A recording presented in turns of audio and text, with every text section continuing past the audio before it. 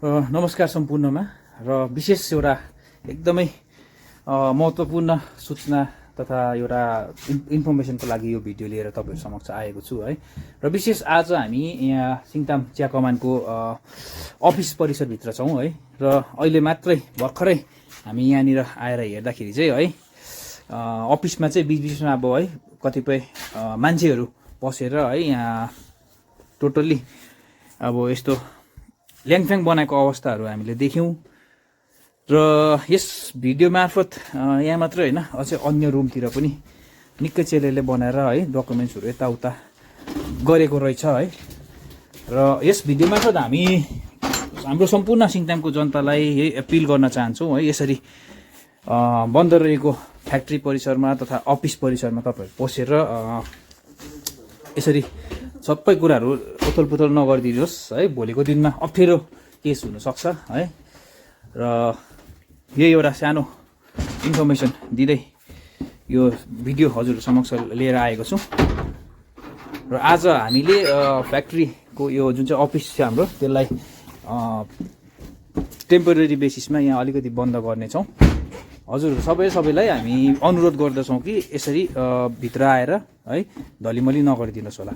र यो विषयमा अलिकति हाम्रो यहाँ ट्रेड विङको सरलाई पनि एक दुई शब्द राखिदिने अनुरोध गर्दछु। र यो विषयमा अलिकति है हाम्रो यहाँ सरलाई एक दुई शब्द राखिदिने अनुरोध गर्दछु। र विशेष गरेर यो फ्याक्ट्रीको विषय लिएर, फ्याक्ट्रीको अफिस विषय र वरिपरिको विषय लिएर के भन्न चाहन्छु भने है हामी अब यो हाम्रो सबको सम्पत्ति हो, यसलाई जोगाइराख्नुपर्छ।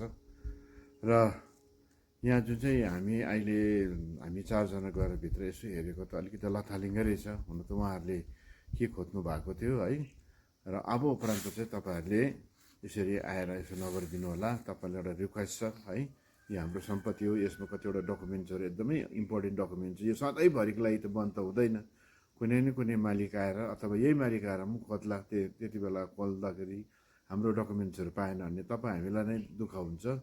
र तपाईँहरूले दया गरेर तपाईँको कुनै पनि एउटा डकुमेन्ट्स यहाँबाट तपाईँलाई चाहिन्छ भने चाहिँ तपाईँहरूले यहाँको सम्बन्धित विशेष हाम्रो कञ्चन भाइ, विक्रम भाइ, सुवर्ण भाइ अथवा तपाईँहरूले मलाई पनि फोन गरेर हाम्रो यस्तो यस्तो छ, यो अलिक डकुमेन्ट चाहिएको छ भनिदिनुहोस् न भने तपाईँले नपाउने कुरा आएन। तर तपाईँहरू एक्लै आउँदाखेरि तपाईँलाई पनि अप्ठ्यारो हुन्छ है।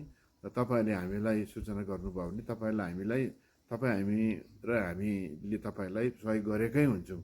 र अब उपरान्त चाहिँ तपाईँहरू कसैले पनि त्यसरी कुनै कागजहरू चाहिँ आएर नखोजिदिने र तपाईँहरूलाई हामी सहयोग गर्छौँ तपाईँहरूलाई, किनभने सबैलाई खाँचो छ। यो कमानमा धेरै हाम्रो इम्पोर्टेन्ट कागजहरू यहाँनिर हुन्छ, अरूको पनि हुन्छ।